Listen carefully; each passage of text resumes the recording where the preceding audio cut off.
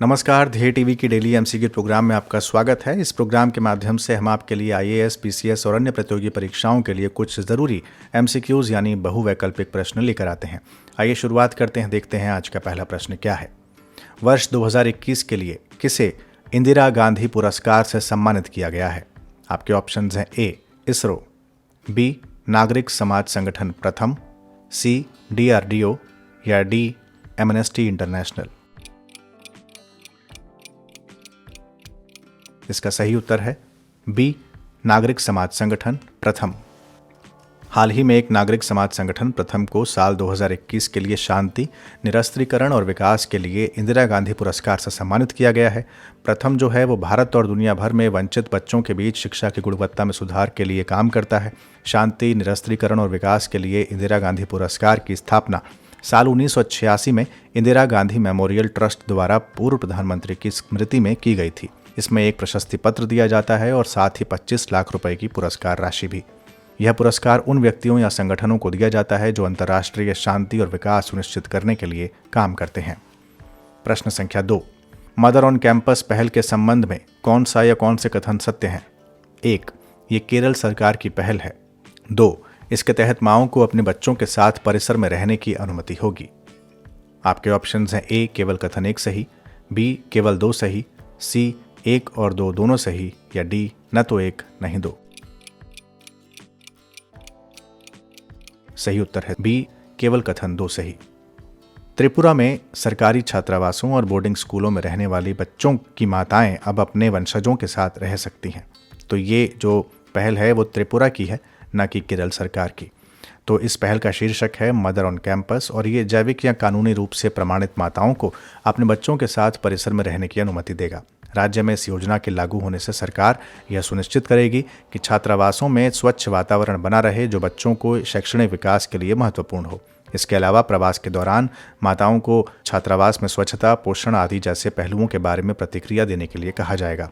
Feedback से छात्रावास में प्रशासन और कर्मचारियों को बच्चों के लिए बेहतर रहने की स्थिति बनाने में मदद मिलेगी।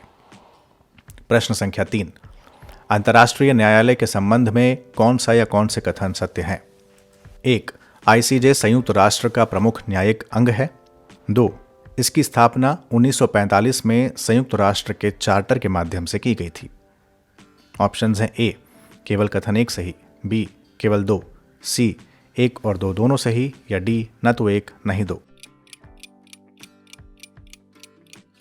सही उत्तर है सी 1 और 2 दोनों सही।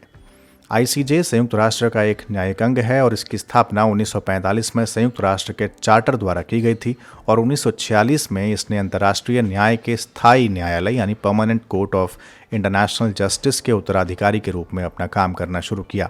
ये राष्ट्रों के बीच कानूनी विवादों को सुलझाता है और अधिकृत संयुक्त राष्ट्र के अंगों तथा विशेष एजेंसियों द्वारा निर्दिष्ट कानूनी प्रश्नों पर अंतर्राष्ट्रीय कानून के अनुसार सलाह भी देता है। इसका जो मुख्यालय है वो हेग में है। हेग यानी नीदरलैंड्स के पीस पैलेस में इसका मुख्यालय स्थित है। प्रश्न संख्या 4, ओपेक प्लस में कौन से सदस्य देश शामिल हैं? 1, मलेशिया, 2, अजरबैजान, 3, बहरीन, 4, कजाकिस्तान। आपके ऑप्शंस हैं ए केवल 1 2, बी केवल 2 और 3, सी 1 2 4 या डी 1 2 3 4। सही उत्तर है डी सभी देश।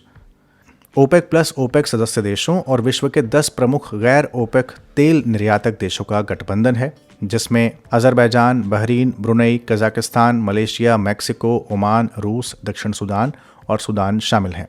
ये सभी गैर ओपेक तेल निर्यातक देश हैं।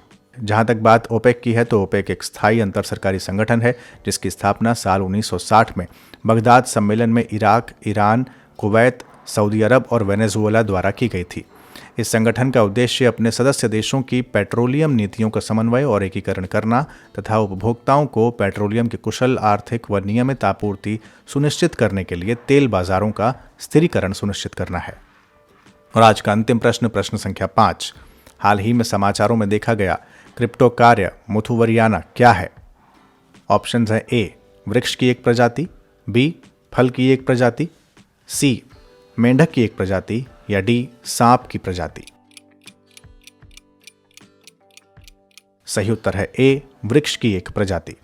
केरल के इडुक्की जिले में हाल ही में खोजी गई एक वृक्ष की प्रजाति का नाम क्षेत्र की जनजाति के नाम पर रखा गया है।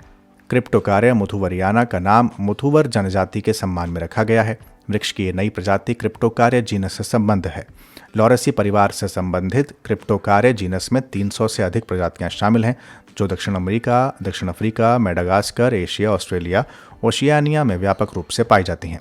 पश्चिमी घाट में क्रिप्टोकार्या जीनस की लगभग 9 प्रजातियां पाई जाती हैं। हाल ही में खोजा गया यह वृक्ष लगभग 10 से 15 मीटर की ऊंचाई तक बढ़ सकता है और इसकी पत्तियां बहुत अधिक चौड़ी नहीं होती हैं।